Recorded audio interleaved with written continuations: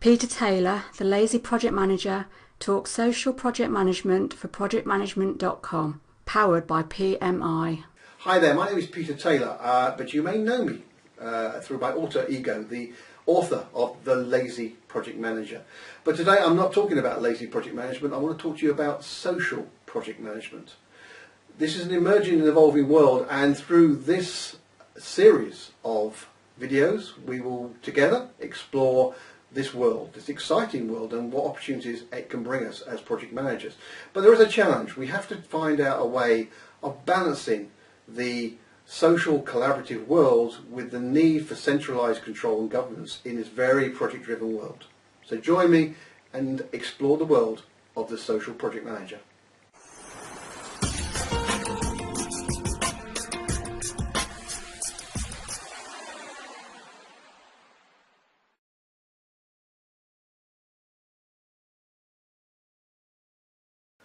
Welcome back to episode 2. Delighted you could join me again. In this episode, the second episode in a series of 12, we're going to explore social collaboration, communication, and look at the future of social project management. Now, as I mentioned before, the book, The Social Project Manager, which is what this series is based on, I reached out for advice and guidance from a number of people.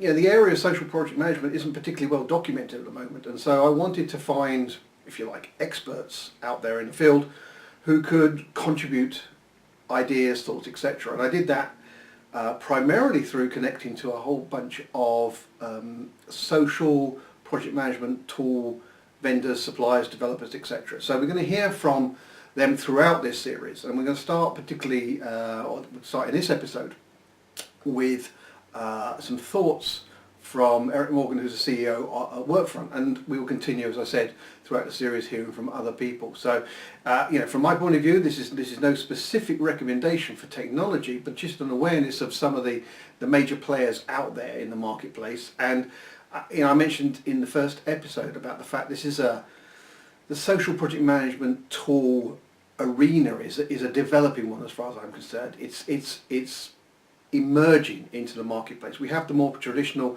project portfolio management tools, we all know, love, not love, etc., these particular tools, but there is an emerging market and a kind of consolidation taking place. We're seeing some of that already, and so I'm delighted to have these contributions from these people who are exploring this particular world of social project management. Social collaboration in a workplace is changing at a frantic pace, and the definition of social communication is changing right alongside it. So says Eric Morgan, the CEO of Workfront. He continues, workers of the past viewed collaboration and social project management as the increase of collaboration with team members, which results in more frequent meetings, more ad hoc conversations in the hallway, and an influx in email to read in the inbox, all of which means everyone needs updating on everything.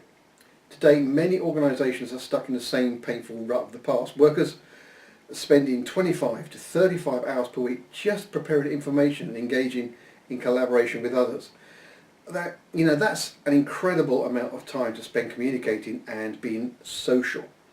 The pressure for increased collaboration results in poor execution and less time to do actual work. So, the challenge from Eric is, are we at a point where, project management is facing a little bit of a challenge? Is it to a point of where it's being potentially broken, or are we in a period of chaos and transformation? So there's an interesting thought. As one example to follow that up, I worked with a group of people recently, and they were knowledge workers, and they explained the frustration of their existence right now because they produce reports on a regular basis, daily, weekly, monthly. We all do that inside organisations. And the knowledge workers know how much effort it is to put those reports together.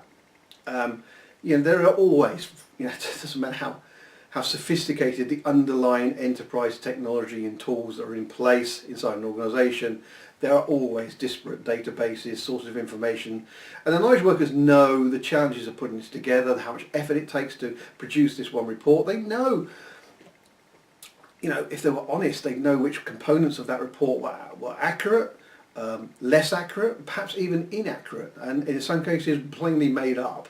Let's be very honest about this. But those reports are put together. They take a lot of time, a lot of effort, but they arrive on the executive's desk 5 p.m. on a Monday on a regular basis, for example. And so there's frustration about the amount of effort it takes to put those reports together. And yet from the executive's point of view, the executives are unaware in most cases of the effort. They just see this report turn up and they use it for whatever purpose they want that report for. So there's this kind of build-up of frustration inside an organisation about this level of data, this accuracy, and the way this is being used and communicated. As one example, I acknowledge that this is less than scientific, but I do feel it's representative of many organisations. During one workshop with 24 attendees from 17 different companies, 11 of those companies represented had adopted social tools to aid their workers. That's 65%. And none had offered any training or guidance to how to use these tools beyond basic functionality. Representatives from a further 4 companies had adopted tools that they used outside of work for work-based social communication, that's 24%, with the kind of tacit support of their organisations. But again, with no guidance of what to use and how to behave on these social platforms within the working environment. And all company representatives confirmed that where such social tools were in place, officially or unofficially, all other forms of communication continued. All other forms of communication continued as before. And therefore this new platform for connection and collaboration was an addition to the existing communication channels and expectations. This is an interesting contradiction occurring in it. On one hand, people are rapidly, and this means all generations, rapidly adopting the new social tools in their personal lives as a qualitative enhancement, and yet on the other hand they are in some cases using them in their working lives to interrupt productivity rather than enhancing such productivity. This is clearly contrary to the real value of the social tools, and bizarre in that it's not a matter of not knowing how to use the tools, since you know what, in our personal world this has already been addressed, and in fact most tools are very simple to use, hence their rate of adoption. That's the whole point of them. But more a matter of why and where and when to use them at work.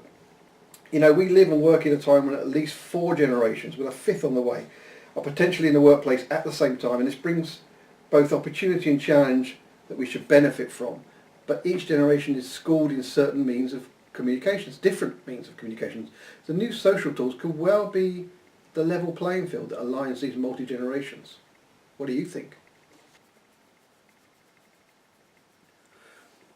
From a perspective of the social tools inside an organisation, there's pressure to communicate more and more, and pressure to use these tools. And organisations invest in whatever is the new hot tool at the moment. I've seen it in many organisations using a number of these tools, and I'm not going to mention them, but you know, they're all good if they are all used in the correct way. But it's kind of creating this pressure to use it. Here's the new latest thing, it's going to be fantastic, we're all going to communicate and collaborate, it's going to be a wonderful new world. Oh, by the way, we still want absolutely everything you did beforehand.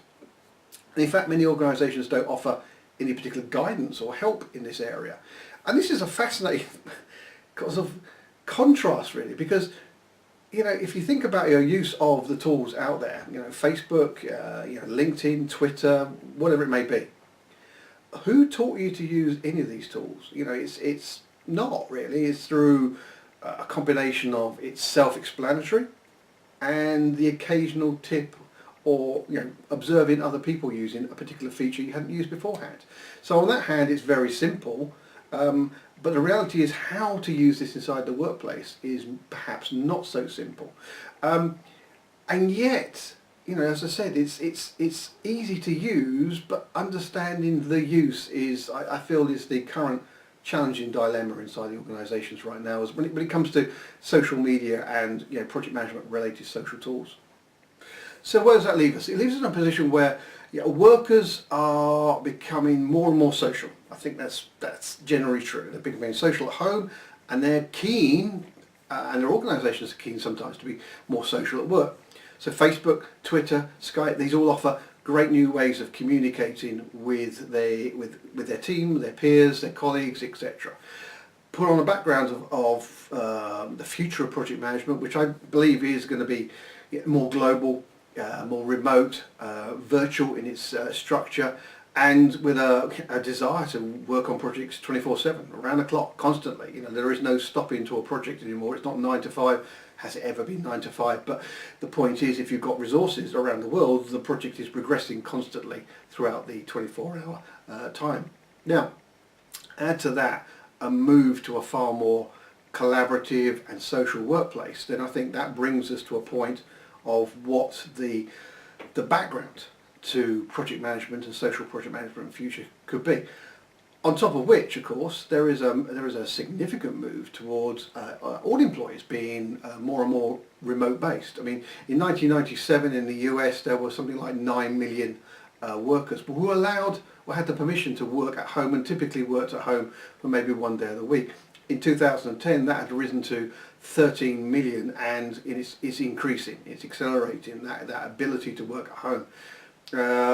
Citrix Workplace did a survey in 2012, and they identified with global companies, global organisations, that 24% of those organisations actively encouraged their workers to work remotely, work from home, work from their client sites, or whatever it may be, because on one hand it's a very productive way of working. On the second hand, obviously, office space is a costly investment for an organisation, and if that office space is mostly empty because the workers are out anyway, then why not create this infrastructure to support remote working?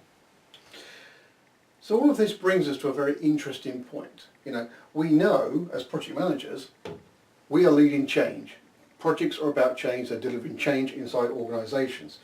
So by doing that, the organisation itself is undergoing a degree of change as well. So there we have it. So we now have individual project change, driving change inside an organisation. At the same time, I mean that's hard enough, but at the same time we are seeing the whole means of us delivering as project managers that change on a path to change. Change through the social tools, etc. It's a difficult world. Project management has always been challenging, but as we go through this period of transformation, this period of movement from a period of chaos perhaps, or where some people consider that project management is currently broken, we're on the road towards social project management, but there's a lot of change going on that we have to deal with. In the next episode, the challenge of moving to social project management.